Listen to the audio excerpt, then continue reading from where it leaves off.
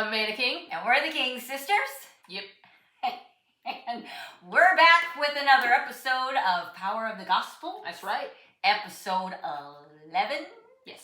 Starting in chapter 23. That's right. Okay, so we're just going to get started. Okay, we're going to dive right in here. Diving in. All right. Verse 1. Then Jesus said to the crowds and to his disciples, the scribes and the Pharisees sit on Moses' seat. So do and observe whatever they tell you, but not the works they do, for they preach, but do not practice. They tie up heavy burdens, hard to bear, and lay them on people's shoulders, but they themselves are not willing to move them with their finger. They do all their deeds to be seen by others, for they make their phylacteries broad and their fringes long. And they love the place of honor at feasts, and the best seats in the synagogues, and greetings in the marketplaces, and being called rabbi by others. But you are not to be called rabbi, for you have one teacher, and you are all brothers. And call no man your father on earth, for you have one Father, who is in heaven. Neither be called instructors, for you have one instructor, the Christ. The greatest among you shall be your servant. Whoever exalts himself will be humbled, and whoever humbles himself will be exalted. Let's just stop for a second and talk about that. So this is super important for all of us, right? Okay, so the things that the Pharisees were teaching when they taught from the scriptures, that was good. The teaching they were teaching the truth, but they were self-exalting and not wanting to do any kind of hard work. Well, and first they weren't actually living what they were preaching, right? So the very first thing that we do say this to each other sometimes, like we practice what we preach. Yeah. The things that we share or that we do say that a lot. We talk, when we're doing our scripture study, and then we stop and we talk about it, or we exhort you or encourage you to do things. We are doing it as well. And when situations come up in our own life, we have the same human reactions as anyone. Yeah. That first reaction might be to get be stressed or worried, or fear could try to come. Those responses or reactions are naturalness, and to a certain extent, but we rein it back, and remind ourselves, encourage our own selves. No, we practice what we preach. We share. We can only share what we know. That's right. So we try to do what we preach, right? That's try to do it. We all try to do what the scripture tells us. It's more than just reading it. It's more than just being able to quote it or say it to someone. It's applying it to our own lives. It's living it. It's living it. Then nextly, most importantly, and we do find this very important, is to remain humble. Like you already said. Yeah. The next mistake they really did all the time is they try to exalt themselves. Yeah. And we have seen, unfortunately, today we can still see that happen. Try to use labels to make yourself seem exalted, bigger, more important, and lifted up, and want people to honor and revere you. And no. The greatest servant of all, Jesus says, is to serve others, to be humble. He can exalt us in due time and to promote as he wills, but we are to remain humbled, all of us. Yeah. And so, absolutely. Just wanted to point that out. And then Jesus, he does go further. He's getting ready to show his response to the Pharisees that act like that. So go ahead. Okay, verse 13 here. But woe to you, scribes and Pharisees, hypocrites, for you shut the kingdom of heaven in people's faces. For you neither enter yourselves nor allow those who would enter to go in. Woe to you, scribes and Pharisees, hypocrites, for you travel across sea and land to make a single proselyte, and when he becomes a proselyte, you make him twice as much a child of hell as yourselves. Not good. Yeah.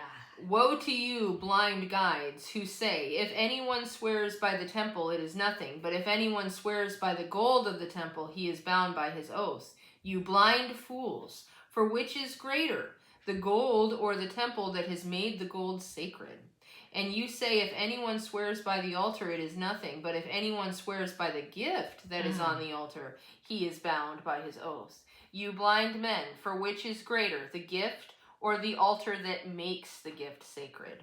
So whoever swears by the altar swears by it and by everything on it. And whoever swears by the temple swears by it and by him who dwells in it. And whoever swears by heaven swears by the throne of God and by him who sits upon it. So just to comment on that little section, we have all seen it. We have all seen sometimes the gospel preaching gets lumped with money. Gets money becomes a focus. Not that there's anything wrong with money. To live in this world, we need money to pay the bills. That's right. But there is an association sometimes that unfortunately is directly linked with this kind of behavior. Like they want, the preaching becomes about the money and the gifts it can get and capitalize on. And we recognize that happens out there. We will not be like that. That's right. And we encourage you not to be stumbled by that. If you do see that out there, recognize it and just turn away from it. Yeah. Don't get bitter by it. Don't get resentful. Be a true follower of the Lord and be an example to others. Yeah. And don't let that harden your heart to the gospel. There is that out there. There it is. And the Lord will deal with that when the time comes. But we want to make sure we do not act like that. And I also think that this is like, this is also pointing out like what really makes something sacred. Yes. It's not the value of the money. Yes. It's what dwells. It's who dwells in the temple. Yes. That's what the money is. That the gold is in. Yes. Like that's what the Lord and His presence like, is the real treasure. It's not the gift on the altar. It's the altar to God Almighty. Yes. That makes it have value. Absolutely. And even our giving, when we do give, that motivation to help share the gospel, to help believers, like letting that motivation be right and it not be about material gain or what you can get. Like that whole mindset is it's an error, I believe, and it stumbles a lot of people. Yeah. Okay, let's see, verse 23. Woe to you, scribes and Pharisees, hypocrites, for you tithe mint and dill and cumin, and have neglected the weightier matters of the law, justice and mercy and faithfulness. These you ought to have done without neglecting the others. You blind guides, straining out a gnat and swallowing a camel. Woe to you, scribes and Pharisees, hypocrites, for you clean the outside of the cup and the plate, but inside they are full of greed and self-indulgence. You blind Pharisee, first clean the inside of the cup and the plate, that the outside also may be clean.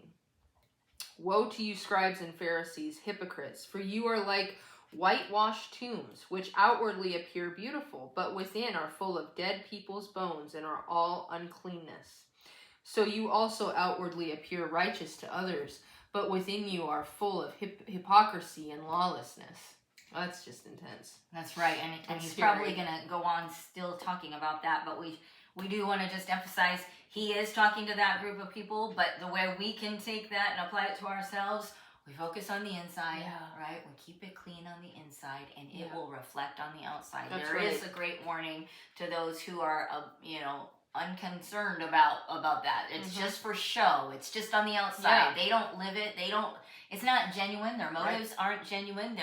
The kindness is not there. They're only speaking the right scriptures. They're not living it. We don't ever want to be like that. No. Keep the inside clean. Focus on that. Absolutely. And I think even in the very beginning when it says, for you tithe mint and dill and cumin and have neglected the weightier matters of the law, like justice and mercy and faithfulness. Like it's not just about an action of like tithing or a religious practice. It's having mercy for others. That's intense. Yes, it is very. Okay, verse 29. Yep. Woe to you, scribes and Pharisees, hypocrites, for you build the tombs of the prophets and decorate the monuments of the righteous, saying, if we had lived in the days of our fathers, we would not have taken part with them in shedding the blood of the prophets. Thus you witness against yourselves that you are sons of those who murdered the prophets. Fill up then the measure of your fathers. You serpents, you brood of vipers, how are you to escape being sentenced to hell?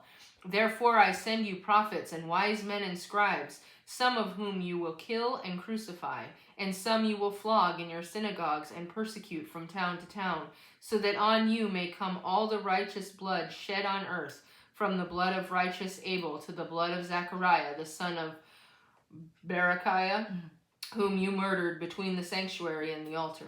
Truly I say to you, all these things will come upon this generation. Wow, Jesus really does not. That's like intense. It's super intense and does not care for that religious exterior that is lacking in the mercy and kindness. Yeah, and, like it's big stuff. It's intense. There's also some foreshadowing here that he's talking about how some of the disciples are going to be treated. Yeah, it's not going to be good. All right, so verse 37, O Jerusalem, Jerusalem, the city that kills the prophets and stones those who are sent to it. How often would I have gathered your children together as a hen gathers her brood under her wings, and you were not willing. See, your house is left to you desolate. For I tell you, you will not see me again until you say, Blessed is he who comes in the name of the Lord. So the Lord, he still yearns for those people to be right with him. Like he over and over sends help to them, and anyways, people have choice, I guess, and so we can recognize it. There are peoples that are doing those things, but take it back home. Make sure we're applying it right. Make sure we're living on his teachings. That we're doing our best to follow him and trust the judgment belongs to the Lord. Yes. Okay, chapter 24. Jesus left the temple and was going away when his disciples came to point out to him the buildings of the temple. But he answered them, You see all these, do you not? Truly I say to you, there will not be left here one stone upon another that will not be thrown down. As he sat on the Mount of Olives, the disciples came to him privately, saying, Tell us, when will these things be, and what will be the sign of your coming and of the end of the age? And Jesus answered them, See that no one leads you astray, for many will come in my name, saying, I am the Christ, and they will lead many astray. And you will hear of wars and rumors of wars. See that you are not alarmed, for this must take place, but the end is not yet. For nation will rise against nation, and kingdom against kingdom, and there will be famines and earthquakes in various places. All these are but the beginning of birth pains. Yikes. So we won't know exactly when he comes. Nobody knows the exact day and hour. But we could be, what we can see the signs, and we are to pay attention to the signs. Yes. And really, I think the emphasis is, like when he said that you could be led astray, if you're not careful. That is another reason that we're so careful. We always try to go through the Gospels and keep it refreshed, because it keeps the perspective of Jesus clear. Yeah, right? It does. That's how we do it. Because he's the same. He's the same today as he was then. Right. So the way he responds to situations, the way he handles different obstacles, he's still that way because he rose from the dead and is alive. He's still himself. Yes. So that's how we know him. That's how we keep ourselves. That's how we recognize him. That's how we recognize him, so that we are not strayed and deceived. That's right. Okay, let's see. Verse 9. Then they will deliver you up to tribulation and put you to death, and you will be hated by all nations for my name's sake. And then many will fall away and betray one another and hate one another. And many false prophets will arise and lead many astray. And because lawlessness will be increased, the love of many will grow cold. But the one who endures to the end will be saved. And this gospel of the kingdom will be proclaimed throughout the whole world as a testimony to all nations. And then the end will come. Okay, so what kind of comes to mind reading that, what we already said, keeping Jesus fresh in our vision, keeping it alive. He's the same today as he was then. Seeing how he was then is how he is now. Yeah. And then praying, we've prayed this fairly regularly too. Lord, help our faith, help us believe, keep us strong. You can ask him. We can ask him to help us. Let us be strong to the end. Don't let us be deceived. I have prayed that many times. Give me eyes to see and ears to hear. Let us not be deceived, because there is all that out in the world, right? And there's a story, Corrie ten Boom, her family was... She was a Holocaust survivor. Yes, and her family was Christian, and they had hidden Jews and had an underground system to help, and the family, they end up getting caught, and all of her family members, they all go to the POW camp, or the camps, right? Yeah. The concentration camps, not POW, but the concentration camps. Yeah, they all perish, though, but her. All of right? them but her, yes. Yeah. And so they lived through a horror of that era, but she then, as a survivor, shared her testimony and how many people got saved during that horrible process, but that she encouraged Christians. So she encouraged, wherever you are in the world, perhaps your place where you're located isn't having that kind of persecution, but other places are. Sure. But regardless, pray that your faith stays strong to the end, no matter the kind of persecution or testings you have. We all have different tests and trials that we'll go through, whether it's severe like her situation or are different, like some of the things that we might not face those same things that she did, but those tests that come against us, that we stay strong to the Lord. Yeah, it's a good our point. Faith, yeah, all the way to the end of our that, assignment here on earth, or if He comes back, that we are strong in faith to the end. Yeah, we ask Him and pray that we are. Yes. That's a good point.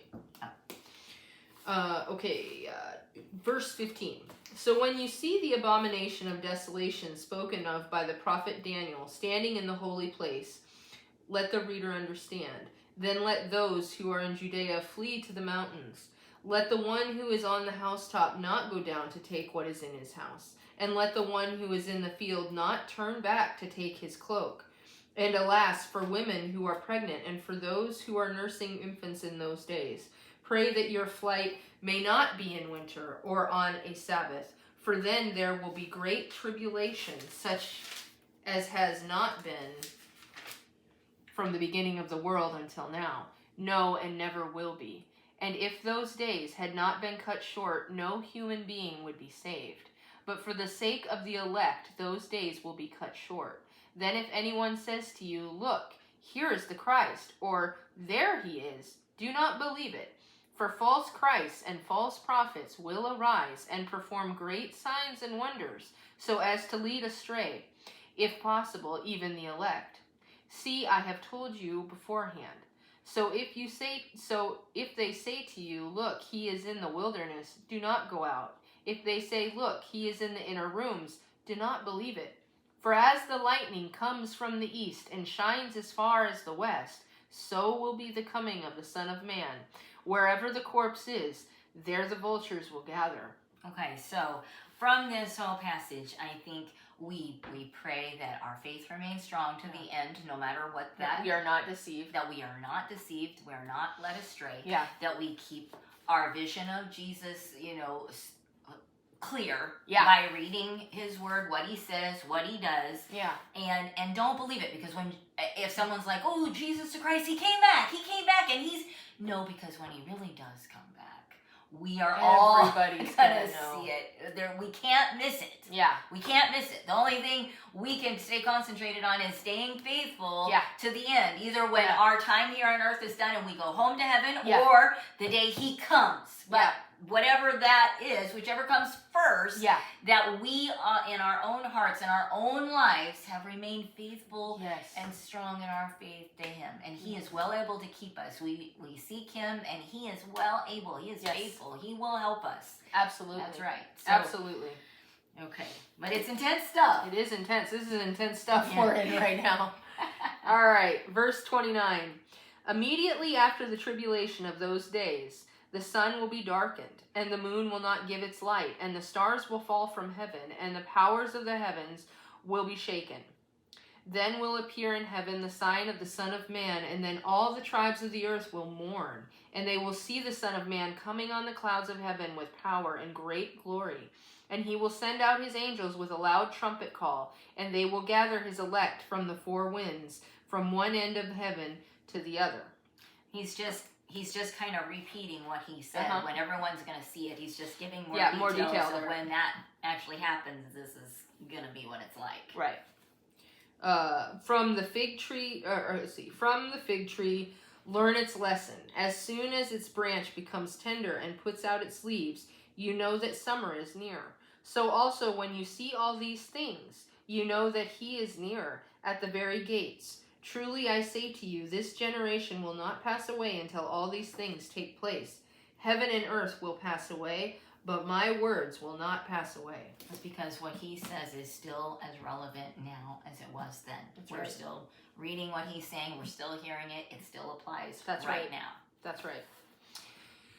But concerning that day and hour, no one knows, not even the angels of heaven, nor the Son, but the Father only. For as were the days of Noah, so will be the coming of the Son of Man. For as in those days before the flood, they were eating and drinking, marrying and giving in marriage, until the day when Noah entered the ark, and they were unaware until the flood came and swept them all away. So will be the coming of the Son of Man. Then 2 men will be in the field, one will be taken and one left. 2 women will be grinding at the mill, one will be taken and one left. Therefore stay awake, for you do not know on what day your Lord is coming. But know this, that if the master of the house had known in what part of the night the thief was coming, he would have stayed awake and would not have let his house be broken into. Therefore, you also must be ready, for the Son of Man is coming at an hour you do not expect. Again, he's just giving more detail and exhorting us to stay faithful and stay hungry, stay hot for him, stay on fire for him, continue praying that we're faithful to him, because we don't know. We can't just be lazy, because we know that when we get over that far, that's when he's coming, so then I'll really get it together. No, do it now. Do it now. Don't put it off. Yeah, serve him today. Ask him in your heart today. If you have not done that, just ask him into your heart. Ask him to forgive you. Give your life to him today. Yes. Don't put it off. Don't wait. We don't know what tomorrow holds. We don't know. So do it today. Don't put it off. And then trust him with these days and continue seeking him. Yeah. Okay. Okay. Let's see. Where are we at? I've lost my place. 45? 45. Verse 45, right? Yeah. When then is the faithful... Who then is the faithful and wise servant, whom his master has set over his household to give them their food at the proper time? Blessed is that servant whom his master will find so doing when he comes. Truly I say to you, he will set him over all his possessions. But if that wicked servant says to himself, my master is delayed, and begins to beat his fellow servants, and eats and drinks with drunkards, the master of that servant will come on a day when he does not expect him, and at an hour he does not know, and will cut him in pieces and put him with the hypocrites. Eesh. In that place there will be weeping and gnashing of teeth. Not a good place. Not a good place. Don't live like the world and think that I'll get it right before the Lord comes or before I die. I just want to sow my oats or whatever that saying is. Sow your oats. Sow those wild oats and act crazy for a while and then it'll be okay. That's not. Don't do it. That's not certain. Don't do that. Do it. Live right now. Serve him now. Do what you. And if he's giving you something to do now, do it with all your heart. Do it with a clean conscience. Do it as if he was watching, like if he was coming. You don't want him to show up when you're neglected something he's supposed you to do, and you're over here doing something you shouldn't be doing. Right. Don't get caught with your pants down. Well, that's worse than sowing your oats. This got scary quick. It got really scary. Moving on. Oops. Whoa, okay. She made her throw her pencil again. That happened a few episodes back. Got my hat. All right. Moving on. Actually, that was the end of today's. That was the end of chapter 4. Wow. So okay, I guess we're gonna wrap it there. We'll end it on a good thing. That's a good stopping point. All right. Well, we will see you next time. That's right. Bye.